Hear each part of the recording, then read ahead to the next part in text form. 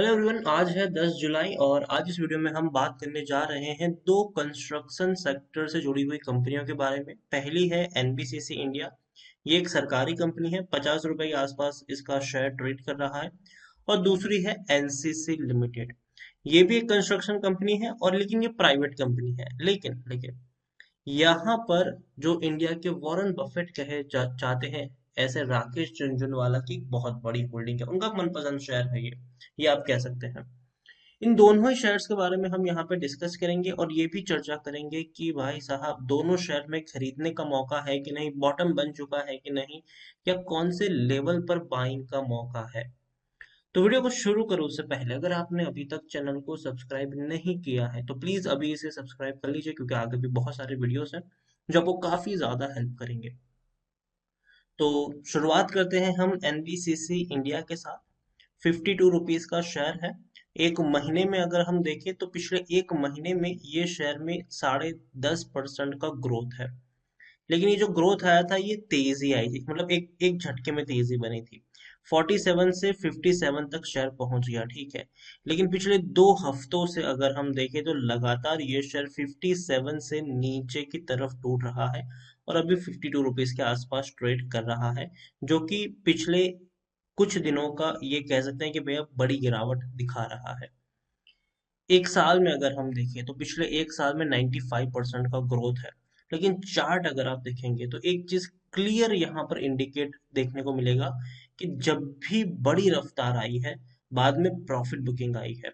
लेकिन जब भी प्रॉफिट बुकिंग आई है उससे बड़ी रफ्तार दिखाई है, फिर नीचे की तरफ गया है, उससे बड़ी तेजी आई है।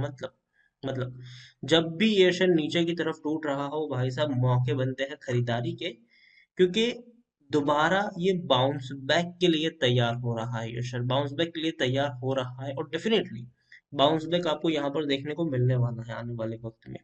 गिरावट का माहौल है, थोड़ी बहुत गिरावट आ सकती है। लेकिन नीचे के लेवल पर बॉटम फिशिंग के काफी सारे मौके भी मिलने वाले हैं। मिड कैप शेयर है, 9,513 करोड़ के आसपास का मार्केट कैप है। एनएससी में देखें तो 65 लाख के अराउंड का इसका वॉल्यूम ट्रेड है। शेयर होल्डिंग की बात करें तो प्रमोटर के पास 61.75% की होल्डिंग है। प्रमोटर कौन है? सरकार है, सरकारी कंपनी है ये। एक भी शेयर गिरवी नहीं है। म्यूचुअल फंड की बात करें तो 3.45% की होल्डिंग है। एफआईएस के पास 2.97% की होल्डिंग है। इंश्योरेंस कंपनी अगर देखें तो नहीं है, लेकिन एलआईसी के पास 6.55% की होल्डिंग यहाँ पर जरूर देखने को मिली है। इंडिविजुअल इन्वेस्टर होल्डिंग 20.99% के आसपास है। यहाँ पर देखें तो डिविडेंड पेइंग शेयर जरूर है, लेकिन कोई उतना अट्रैक्टिव डिविडेंड मैं नहीं मानता हूँ इसको। 13% का डिविडेंड है, लेकिन 13 पैसे पर शेयर का ये डिविडेंड है। 50 रुपए से ऊपर ट्रेड करने वाला शेयर अगर 13 पैसे का डिविडेंड पे करता है तो ये अच्छा डिविडेंड तो मैं नहीं मानूंगा इसको। लेकिन हाँ, उम्मीद करते हैं कि आने वाले वक्त में थोड़ा और बड़ा डिविडेंड यहाँ पर आपको नजर आए। टेक्निकल रेटिंग अभी न्यूट्रल है, क्योंकि देखिए लॉन्ग टर्म का ट्रेंड इसका पॉजिटिव है, लेकिन शॉर्ट टर्म में जब गिरावट आ रही है तो हमें पहले भी देखने को मिला है कि थोड़ी ज्यादा ही गिरावट चल जाती है इसकी। लेकिन तेजी जरूर आएगी, इस बात में कोई शक नहीं है।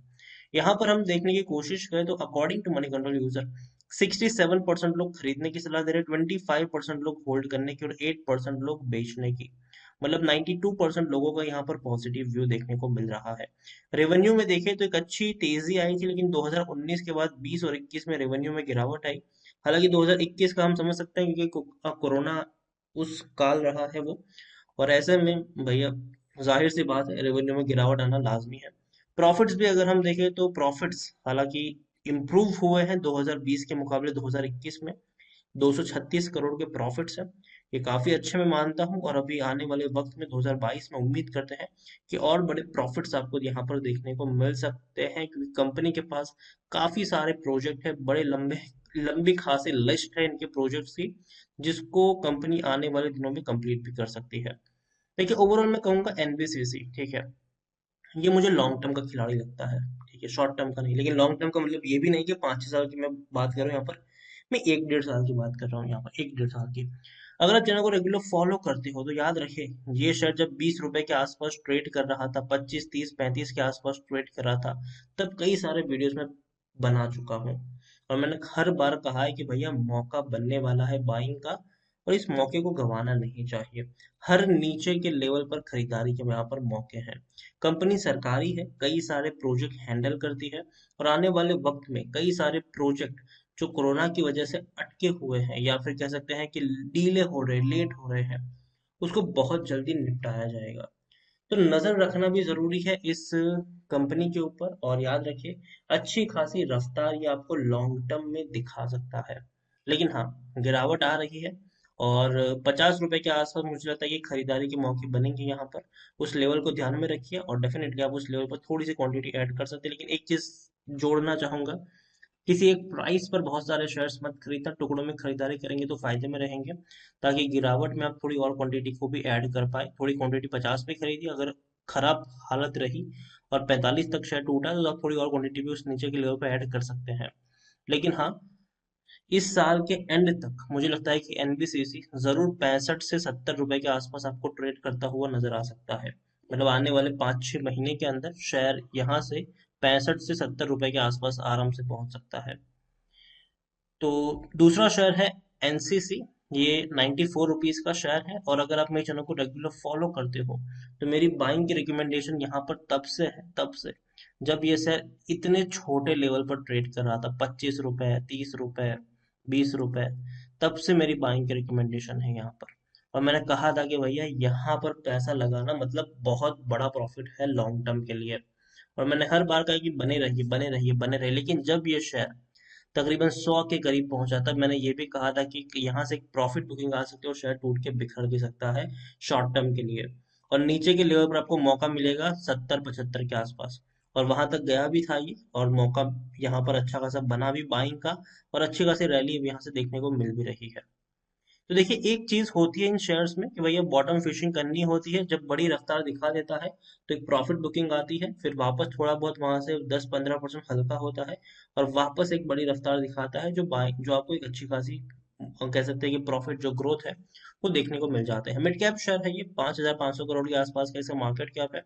एनएससी में अगर हम देखें तो वॉल्यूम ट्रेड तकरीबन 1.5 करोड़ के आसपास का वॉल्यूम ट्रेड है। शेयर होल्डिंग की बात करें तो 19.68% की होल्डिंग है प्रमोटर के पास, 13.12% की होल्डिंग एफआईएल्स के पास है, 12.05% की होल्डिंग म्यूचुअल फंड के पास देखने को मिली है। और जैसे कि मैंने कहा, राकेश झुनझुनवाला का मनपसंद शेयर है ये, 10.94% की होल्डिंग है इनकी यहाँ पर।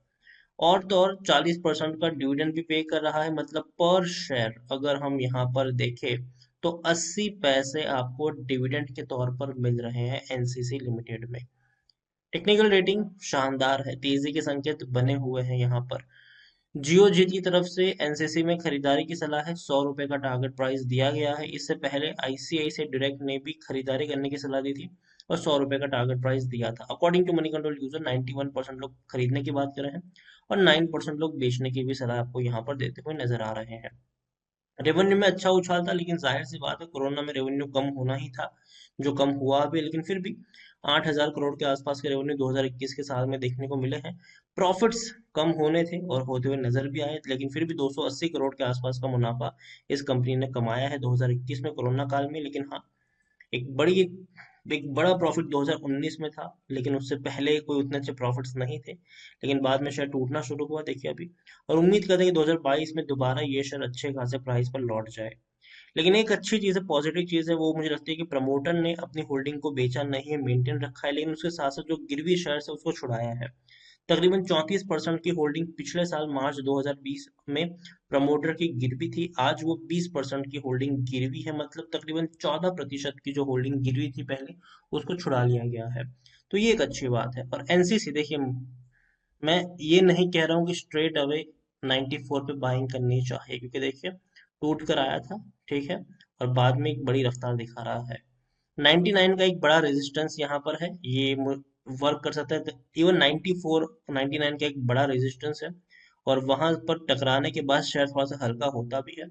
और जब शेयर 70 पे था तब मेरी बाइंग की रिकमेंडेशन, जब यहाँ पर 75 के आसपास था तो मैंने कहा था कि हाँ मौका बनता है। लेकिन यहाँ से अगर मुझे लगता है कि थोड़ी बहुत आपको वेट करना चाहिए, जब तक ये 100 रुपए के ऊपर का डिसाइसिव ब्रेक नहीं देता है तब तक आपको वेट यहाँ पर करना चाहिए। लेकिन हाँ, खरीदारी के लिए तो बने रहिए, ठीक है, खरीदारी के लिए बने रहिए, बेचने की जरूरत नहीं है। लेकिन अगर आपने अभी तक बाइंग नहीं करी है तो गिरावट अगर आती है यहाँ पर और 85 के आसपास शेयर मिलता है, तो उस लेवल पर आप यहाँ पर खरीदारी करके चल सकते हैं नीचे के लेवल पर। तो वीडियो को यहीं पे एंड करूंगा। पसंद आया हो तो लाइक करो, शेयर करो। चैनल पर अगर आप पहली बार आए तो प्लीज सब्सक्राइब करें, और एनबीसीसी इंडिया और एनसीसी दोनों के बारे में आप क्या सोचते हैं वो भी आप मुझे कमेंट में लिखकर बता सकते हैं। Thank you.